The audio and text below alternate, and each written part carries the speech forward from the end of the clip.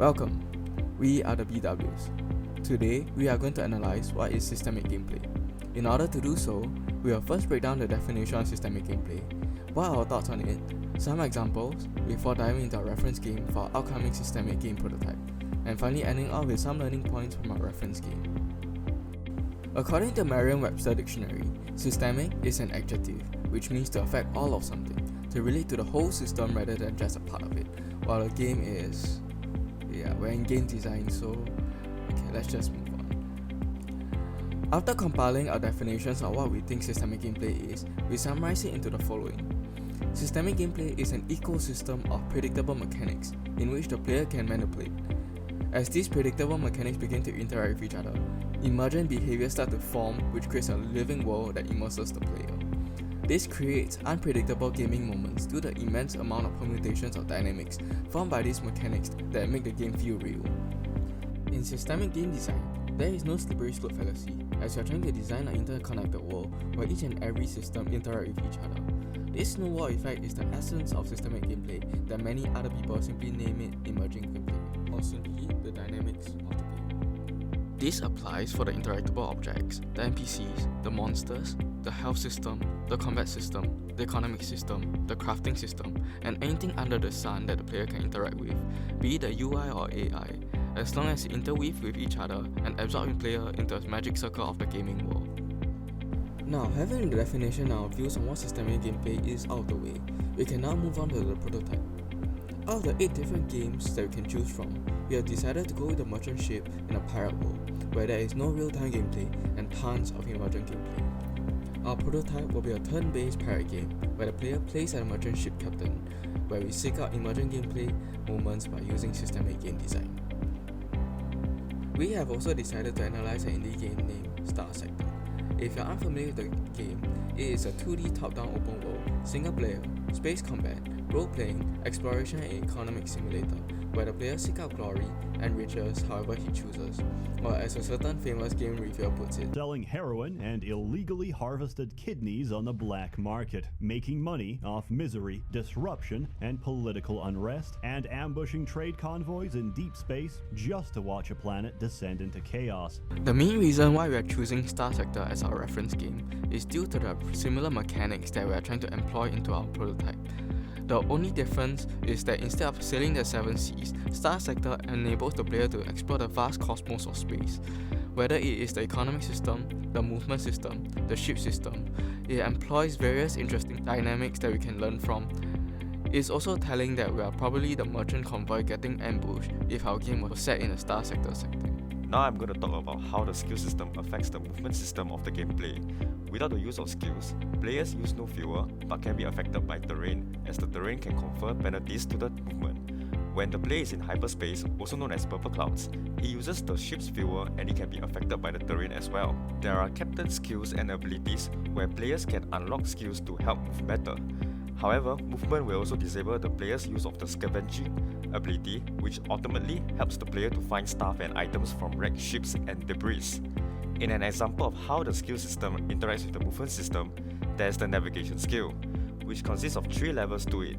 Level 1 of the skill reduces the ship's movement penalty of space terrain, in which it leads to the terrain penalties being reduced.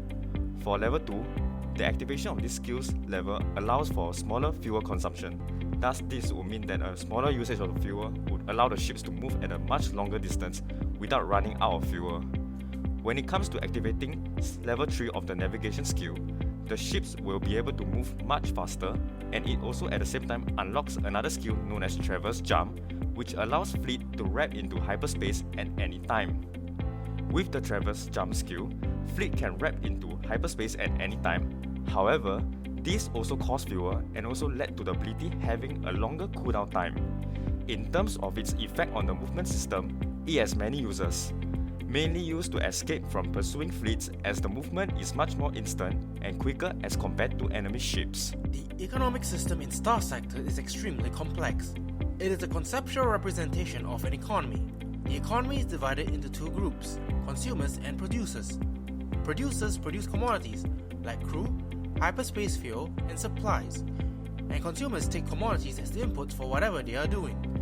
Every planet orbital station, and whatnot have numerical values representing the actual market demand for commodities. These values do not represent the actual economic value of a given commodity, but represents the size of that market. These values are further modified by an accessibility rating. This is a number that represents the ease of moving commodities to that market. It is affected by a lot of things, like hostilities with other markets and pirate raids. For example, if a planet wants to trade metals, that planet will pick a supplier. That supplier has to meet several conditions.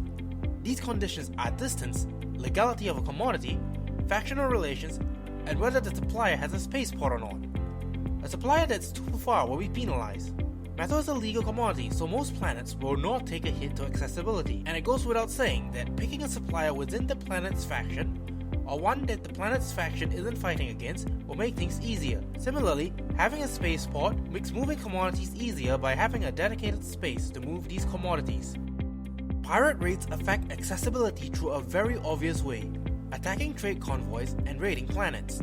Attacking trade convoys and destroying them reduces the accessibility of the convoy's port of origin. Raiding planets and destroying their spaceport reduces accessibility as well. This means if the player were to attack trade convoys, take the trade goods for themselves, cause a trade disruption by attacking said trade convoys, then selling the goods to the affected planet, they stand to make a lot of money in the process. When it comes to the environment, it greatly affects how fast or slow the fleets move within the game itself, and this can be seen from the terrain, which ultimately affects and interacts with the movement system of the gameplay. The normal movement of the fleet is affected by the magnetic field terrain, where it will reduce the fleet's movement speed, thus this will help the fleets in sneaking around and also useful in terms of hiding during the gameplay. There is also the pulsar beam environment, where it will lead to the fleets being blown off course. Thus, this greatly increases movement speed of the fleets. In the deep hyperspace environment, movement of the fleets are also affected, as the deep hyperspace, also known as purple clouds, tends to slow the ships down. It also damages the fleets and boosts the speed as well, tosses the fleet in a considerable distance through space. Thus, movement speed is greatly affected as the force pushes the speed to become much more faster. In the nebular environment, it is able to slow down larger fleets more so than the slower fleets.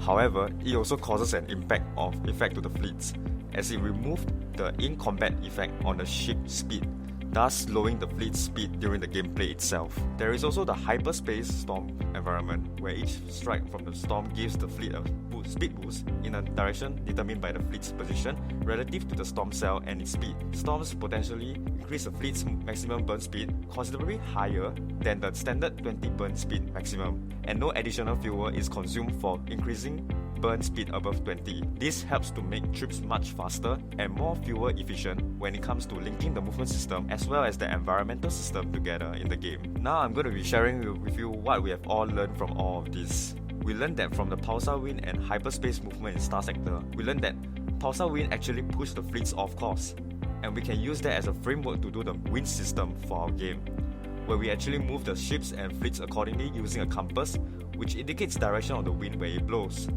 Hyperspace movement dives deep into normal and deep hyperspace. It can be used as a learning way of doing a proper movement. Similarly for our prototype, economic system is shown by having 8 to 10 commodities, weapons, mods and stuff. It is also important to show the important data for the players, as events also affects prices. Finds a way to see if accessibility can be simplified in our game as well. Players need to find a way to affect the ecosystem. Movement needs to be affected. We were probably thinking of giving the player a skill eventually for our upcoming game. Find a way for the fleet to harness the wind. That could also be a possibility for our upcoming prototype. Thus, everything that's being shown in Star Sector can actually be utilized for our prototype. That concludes our video, and thank you for watching. I hope you liked the video, and we'll be back with something new. Do support our upcoming prototype. Remember to click like, share and subscribe. Thank you. Thank you.